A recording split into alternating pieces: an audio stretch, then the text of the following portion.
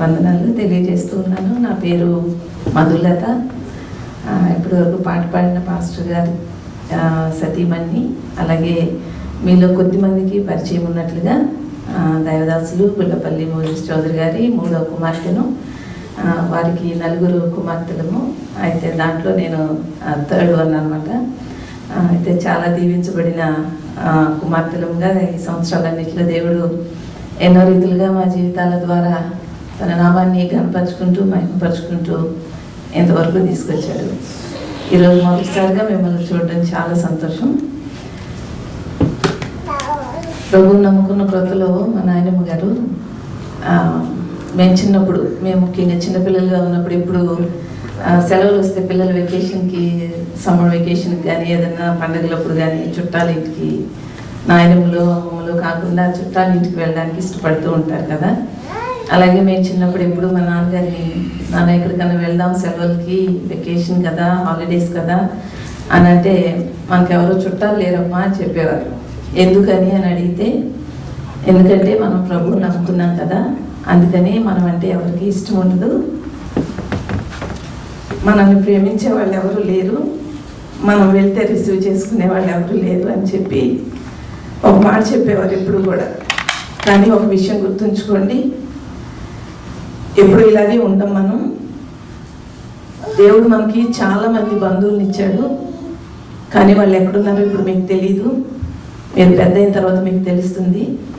మనకి ఒక ఊర్లోనో ఒక దేశంలోనో కాదు, అనేక దేశాల్లో, అనేక ఊళ్ళల్లో, అనేక కుటుంబాలని మనకు దేవుడు బంధువులుగా ఇచ్చాడు. ఈ విషయాన్ని మీరు మర్చిపోవద్దు అని చెప్పేవారు చిన్నప్పుడు. అది నా మనసులో బాగా ముద్రించుకుపోయింది. ఎందుకంటే మేము పెద్దవాళ్ళమయ్యి మాకు వివాహాలు అయిన తర్వాత మేము 2 పిల్లలకి తల్లులము తండ్రులము అయిన తర్వాత దేవుడు మమ్మల్ని సేవకు పిలుచుకొని ఆయా ప్రాంతాలకు, ఆయా పట్టణాలకు, ఆయా పల్లెలకు, ఆయా దేశాలకు, ఆయా రాష్ట్రాలకు మమ్మల్ని తన సేవ నిమిత్తం తీసుకుని వెళ్తూ ఉంటే మీలాంటి కుటుంబాలను మొదటిసారిగా చూసినప్పుడు నాకు ఎప్పుడు ఈ విషయం గుర్తుకొస్తుంది. వారిలో ఒంటరి అయిన వాడే 10 వందలు అవుతాడని ఉంది. కానీ మా నాన్నగారు ఎప్పుడు మాకు ఎట్లా అని చెప్పేవారంటే, వాడే 10,000 అవుతాడని చెప్పేవారు, వాడే 10 లక్షలు అవుతాడని చెప్పేవారు. నిజమే కదండి. దేవుణ్ణి నమ్ముకున్నామంటే చాలామంది మంచి పని చేసావు అని అనేవాడు చాలా తక్కువ. ఎందుకు వెళ్ళావు ఆ మతంలోకి, ఎందుకు పుచ్చుకున్నావు ఆ మతం అని అడిగేవాళ్ళు. చేసిన పని మంచిదైతే అది మంచిది కానట్లుగా మనల్ని ట్రీట్ చేసేవాళ్ళు మన చుట్టూ చాలామంది. మనం ఎరిగిన మన తోటి బంధువులే కానివ్వండి, లేకపోతే మనం ఎంతో ప్రేమించే వాళ్ళు అవనండి, ఎవరైనప్పటికీ కూడా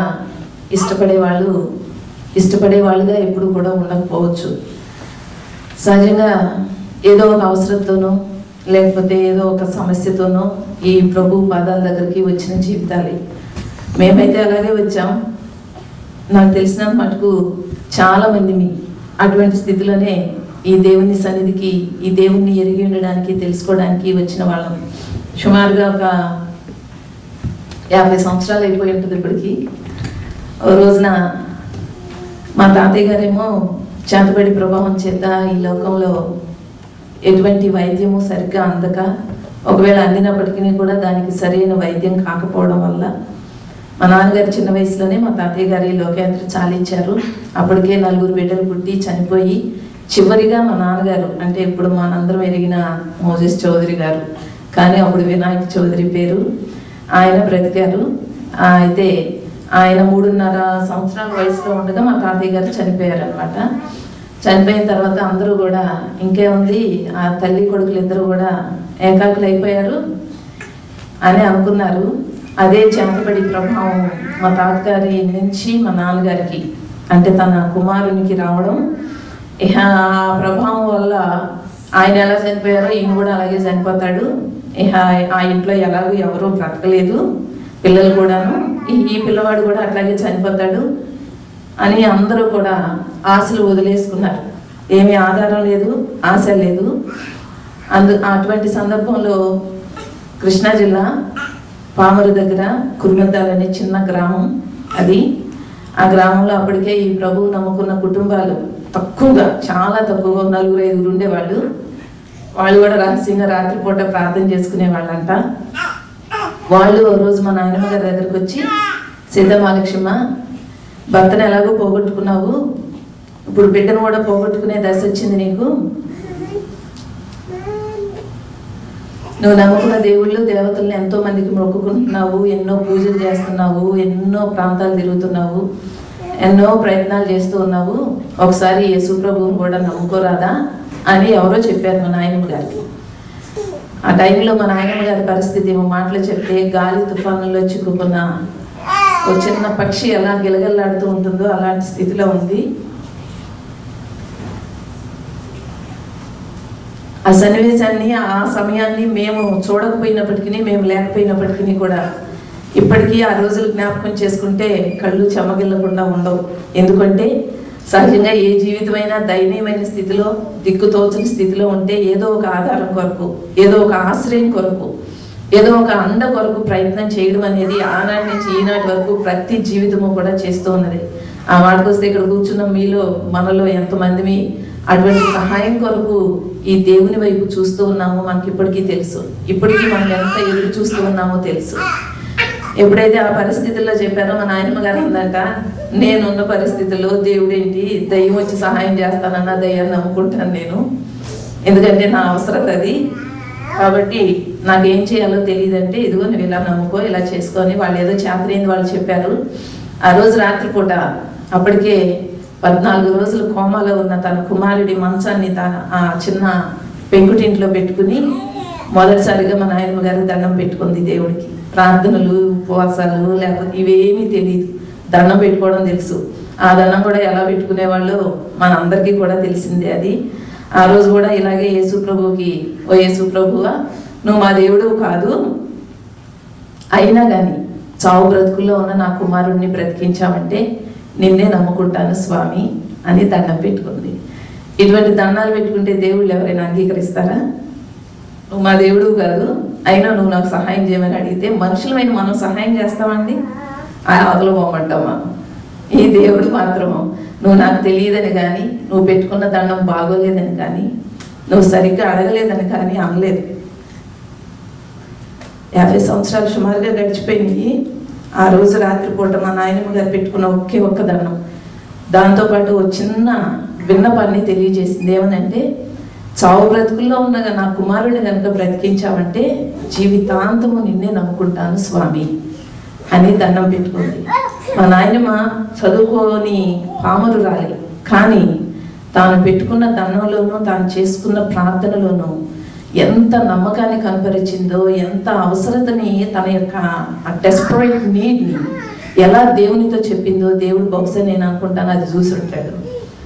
ఈ పిచ్చిది, ఈ విధవరాలైపోయింది, మళ్ళీ కుమారుని కూడా పోగొట్టుకునే దశలో ఉందని అన్నిటిని మించి ఆ తల్లి కుమారుల పట్ల దేవుడు కలిగి ఉన్న ఉన్నతమైన ఆయన యొక్క పర్పస్ అండ్ ప్లాన్, ఆయన యొక్క ఉన్నతమైన ప్రణాళిక, ఆయన ఉద్దేశము ఆ రోజున ఆ పెంకుటింట్లో నాయనమ్మ పెట్టుకున్న దండం అనేకి ప్రతిస్పందిస్తూ దిగి వచ్చింది.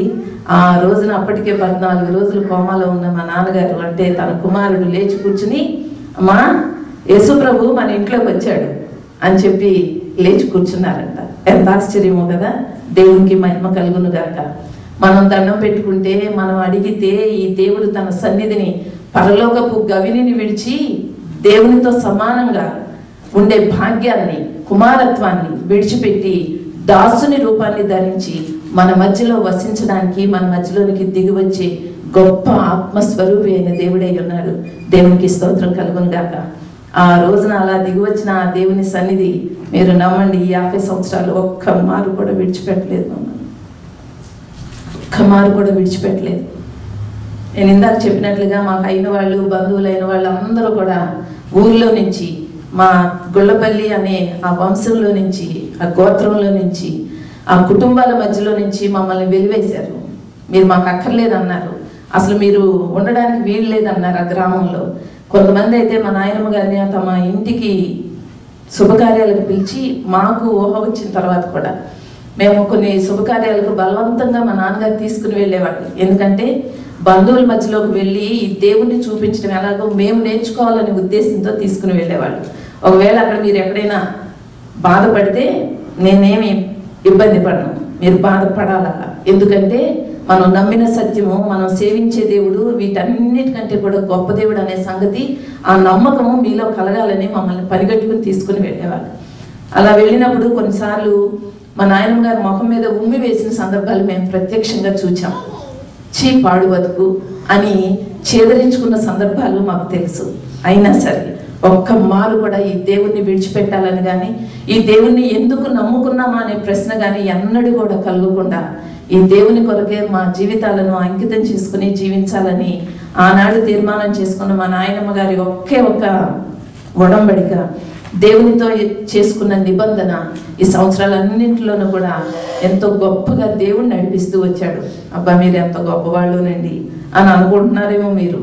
కాదండి, నమ్మిన దేవుని యొక్క గొప్పతనము మన జీవితాల ద్వారా అలా తన యొక్క ప్రత్యక్షతను, తన యొక్క ప్రసన్నతను నమ్మిన వారి జీవితాల ద్వారా అనేక మంది ఎదుట కనపరుచుకునే సజీవుడైన దేవుడై ఉన్నాడు. ఆ రోజున శిష్యులు యేసు ప్రభు దగ్గరకు వచ్చి అనేక సంగతులు మాట్లాడుతూ ఉంటే ఓ ధర్మశాస్త్రోపదేశకుడు వచ్చి అంటాడు, ప్రభువా నిత్య జీవానికి వారసుడిని అవ్వాలంటే ఏం చేయాలని అడుగుతాడు. దానికి ప్రభు అంటాడు, ధర్మశాస్త్రాన్ని ఉపదేశించేవాడు, ధర్మశాస్త్రోపదేశకుడు అయిన నీకు తెలియదా ఏం చేయాలో? ఏం చేయాలంటే దేవుని యొక్క ఆజ్ఞలు ఏమైతే ఉన్నాయో నీ పూర్ణ హృదయంతో, నీ పూర్ణ ఆత్మతో, నీ పూర్ణ బలంతో నీ దేవుడైన యెహోవానే సేవించాలి.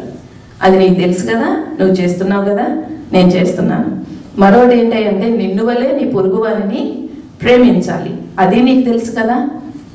నాకు చిన్ననాటి నుంచే ఈ సంగతులు తెలుసు, నేను అవన్నీ చేస్తూనే ఉన్నాను అని చాలా గొప్పగా ధర్మశాస్త్రోపదేశకుడైన ఆయన చాలా గొప్పగా యేసు ముందు నిలబడి చెప్పుకుంటూ, ఇంతకీ నిన్ను వలే నీ పొరుగువారిని ప్రేమించమని చెప్పావు కదా, నా పొరుగువాడు అంటే ఎవరు అని అడుగుతాడు. మనందరం అనుకుంటాం మనకు అన్నీ తెలుసని. నిజమే, అన్నీ తెలిసిన మాట నిజమే. కానీ ఈ దేవుని ఎదుట, రక్షకుని ఎదుట తన ప్రాణాన్ని పణంగా అర్పించిన సజీవుడైన ఈ దేవుని కుమారుని ఎదుట అన్నీ ఎరిగిన మనుషులమైన మనము చాలా తక్కువ తెలుసుకున్న వారం అవుతామేమో కదా. ఎప్పుడైతే ఈ మాట అడిగావో, అదేంటి నీ పొరుగువాడు ఎవడో నీకు తెలియదా అని చెప్పి ప్రభువు గొప్ప ఉపమానాన్ని చెప్తాడు. నాకు బైబిల్ అంతట్లోనూ చాలా ఇష్టమైన, నన్ను ఎంతో టచ్ చేసిన ఆ ఉపమానం ఏంటంటే, ఓ మనుషుడంట యెరూషలేము నుంచి ఎరుకోకి దిగిపోతూ ఉన్నాడంట. నీ పొరుగువాడు ఎవడు అని అడిగినందుకు ప్రభువు చెప్పిన ఒక చిన్న ఉపమానము ఈ రోజున మీ ఎదుట జ్ఞాపకం చేయాలని ఉద్దేశిస్తూ ప్రేరేపించబడి మీ ముందు నిలబడి ఉన్నాను. యెరూషలేము నుంచి ఎరుకోకు దిగిపోతూ ఉన్నాడంట. ఆ మధ్య మేము యెరూషలేముకి వెళ్ళామని చెప్పారు కదా.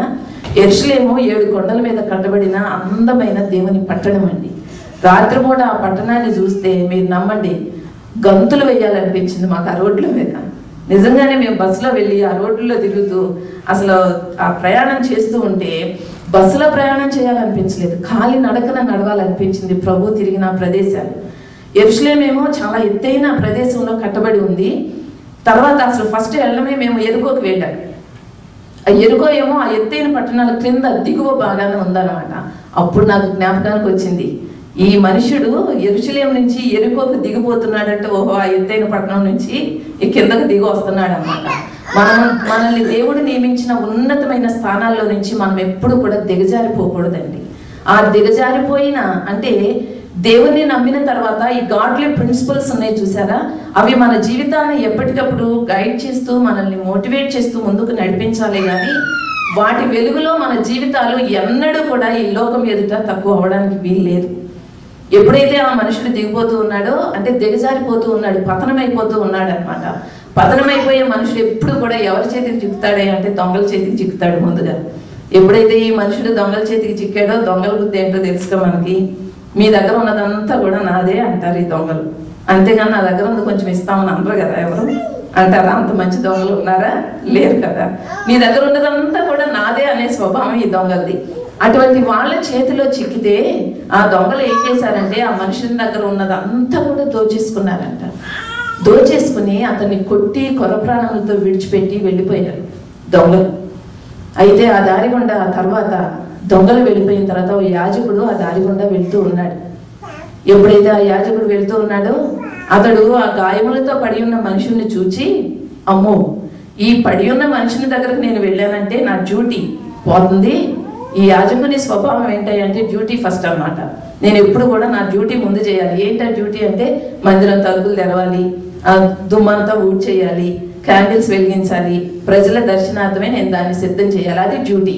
ఆ డ్యూటీ ఫస్ట్ అనమాట. అంతేగాని ఇక్కడ కొర ప్రాణములతో పడి ఉన్న మనుషుణ్ణి, కనీసం గాయపరచబడిన ఆ మనుషుణ్ణి పట్టించుకోవడము, అతన్ని చూడడము ప్రాముఖ్యంగా ఎంచుకోలేదు. యాజకుడు చూసుకుంటూ వెళ్ళిపోయాడు. ఆ డ్యూటీ ఫస్ట్ అనుకునే వాళ్ళు నిజంగానే ఆ మెటీరియలిస్టిక్ థింగ్స్ మీదే ఎక్కువగా తమ జీవితాన్ని కట్టుకునే ప్రమాదం ఉందండి. ఎప్పుడైతే డ్యూటీ ఫస్ట్ అనుకున్నాడో అతడు ఈ పడి ఉన్న మనుషునికి పొరుగువాడు కాలేకపోయాడు. ఆ తర్వాత ఆ దారి గుండా లేవీయుడు అనబడే మరో మనుషుడు ఆ దారి గుండా వెళ్తూ ఉన్నాడు. ఈయన స్వభావం ఏంటంటే విచిత్రం. దొంగలేమో నీ దగ్గర ఉన్నదంతా నాదంటే, యాజకులేమో నాది డ్యూటీ ఫస్ట్ కానీ మిగిలిన ఏమి చేయననే మనిషి అయితే, ఆ తర్వాత లేవీయుడు ఏమంటాడంటే నాది నాదే, నేనేం పెట్టను నీకు, నీది కూడా నీ దగ్గరే ఉంచుకో, నాకు ఏం పెట్టొద్దు, నీది నీదే నాది నాదే అనే స్వభావం ఈ లేవీయుడిది. ఇది ప్రమాదమే కదా. ఇది ఇలా ఉంటే కూడా మన పొరుగు వాళ్ళు ఎవరిని కూడా మన నేబర్గా మనం చేసుకోలేము కదండి. చాలా మందిని పాస్టర్ గారు ఎప్పుడు కూడా, ప్రసాద్ గారు ఎప్పుడు కూడా విజయవాడ మా మందిరంలో రాగానే వచ్చి కూర్చోగానే మీ ప్రక్కన వాళ్ళని పలకరించండి అంటారు. ఇందాక మిమ్మల్ని అందరినీ చెప్పినట్లు, మిమ్మల్ని అందరినీ కూడా గ్రీట్ చేసినట్లుగానే మీ ప్రక్కన వాళ్ళని పలకరించండి అంటారు. ఎందుకంటే మనం ఎప్పుడు కూడా నిన్ను వలే నీ పొరుగువారిని ప్రేమించు అని చెప్పిన దేవుని యొక్క ఆజ్ఞను మనం ఎప్పుడు కూడా పాటించవలసిన వాళ్ళమై ఉన్నాం.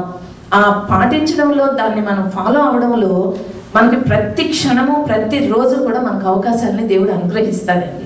మనం పరిగెట్టుకుని ఎవరో పొరుగువారు ప్రక్కన వచ్చి కూర్చుని మన ప్రేమను పంచమని అడగరు.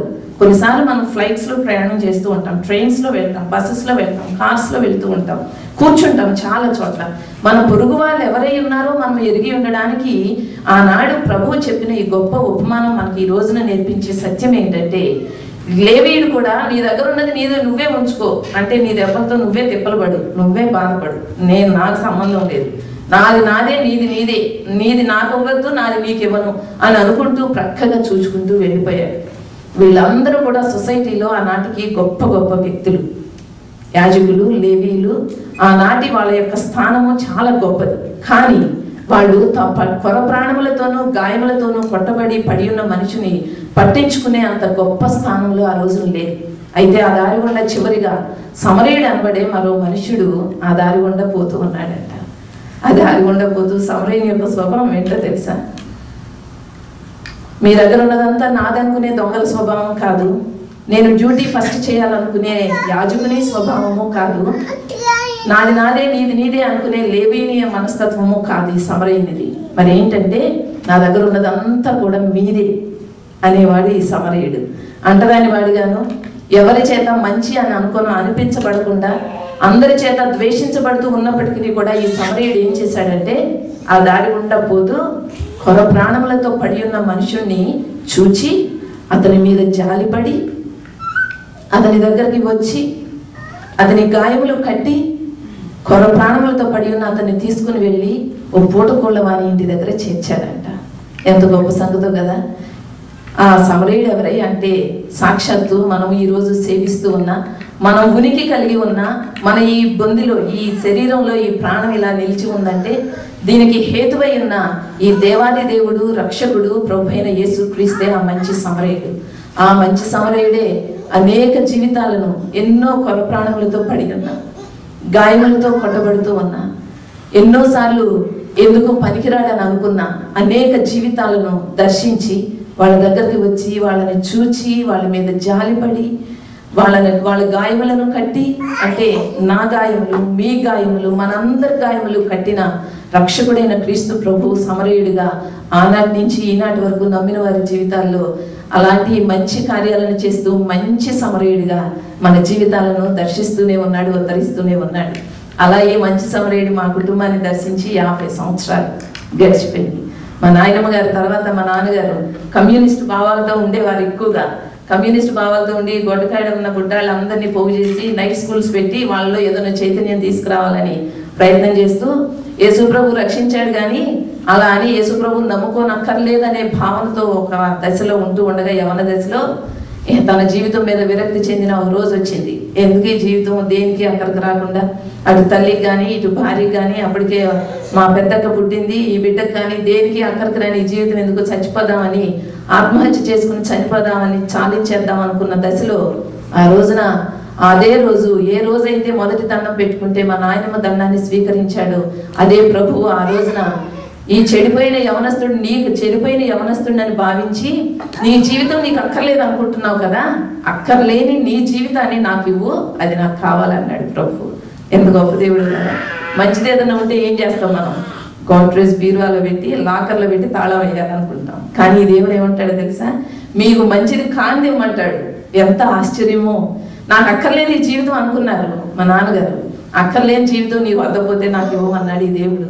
వెంటనే తన జీవితాన్ని ఈ దేవునికి అంకితం చేస్తే ఆనాటి నుంచి ఈనాటి వరకు, అప్పుడేమో వినాయక చౌదరి, ఆ తర్వాత మోజెస్ చౌదరిగా నామకరణం చేయబడి, చిన్నప్పుడు ఏ తండ్రి ప్రేమనైతే కోల్పోయామో ఆ తండ్రి ప్రేమను అనేక మందికి పంచి ఇవ్వాలని అనేక మంది పిల్లల కొరకు తమ జీవితాన్ని అంకితం చేసుకుని ఈ దేవుని సేవలో అనేక మందికి ఆశ్రయాన్ని కల్పిస్తూ అనేక మంది జీవితాలను ప్రభావితం చేస్తూ ఈ సువార్త ఉద్యమం మా స్లోగన్స్ ఏంటి అంటే దేవుని కొరకు, దేశం కొరకు, ప్రేమ, త్యాగం, సేవ, సహనంతో ఈ దేవుని సేవ చేయాలని, ఈ దేవుని కొరకు ఈ జీవితాలు అంకితం చేసుకుని జీవించాలని తీర్మానం చేయడమైనది.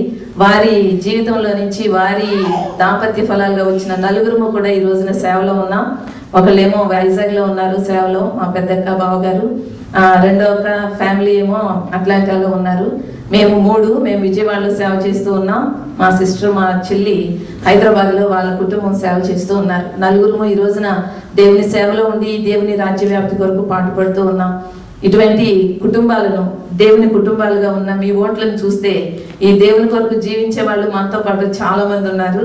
ఏం పర్వాలేదు, ధైర్యంగా ఈ దేవుని కొరకు ఒక జీవితం కాదు ఇంకో జీవితం ఉన్నా బాగుండు, ఈ దేవుని కొరకు ఖర్చు చేయొచ్చు అనే అంత గొప్ప బలాన్ని పొందుకుంటూ ఈ 6 వారాల పాటు ఈ దేశంలో ఆయా ప్రాంతాలు అలాగే ఆయా సంఘాలు దర్శిస్తూ ఇలాగే దేవుని యొక్క మాటను అలాగే దేవుని యొక్క ప్రేమను పంచుతూ పొందుకుంటూ ఈ జీవితాలు జీవించాలని తీర్మానం.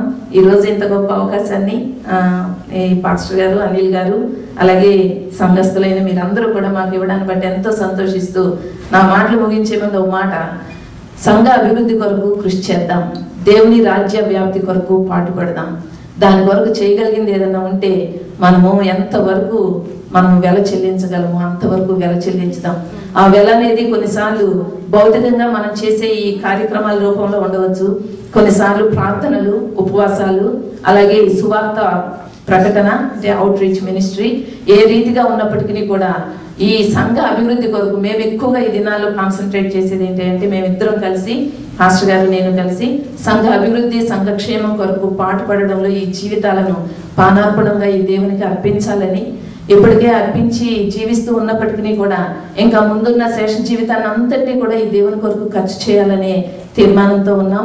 ఎప్పుడైనా జ్ఞాపకానికి వస్తే మా గురించి విజయవాడలో జరుగుతూ ఉన్న, ఇండియాలో జరుగుతూ ఉన్న మా సేవ గురించి ప్రార్థన చేయండి. దేవుడు మిమ్మల్ని, మీ యొక్క సంఘాన్ని అలాగే వింటూ వస్తున్నాం ఈ 2 రోజుల నుంచి మీకు ఒక సొంత మందిరం కావాలనేది, అది తప్పకుండా దేవుడు రానున్న కాలంలో తప్పక దేవుడు అవసరతను తీర్చి గొప్ప మందిరాన్ని దేవుడు మీకు అనుగ్రహిస్తాడని దేవుని నామంలో ఉన్న విశ్వాసంతో, దేవుని యందు ఉన్న నిరీక్షణతో మీకు తెలియచేస్తూ నా మాటలు ముగిస్తూ ఉన్నాను. God bless you all.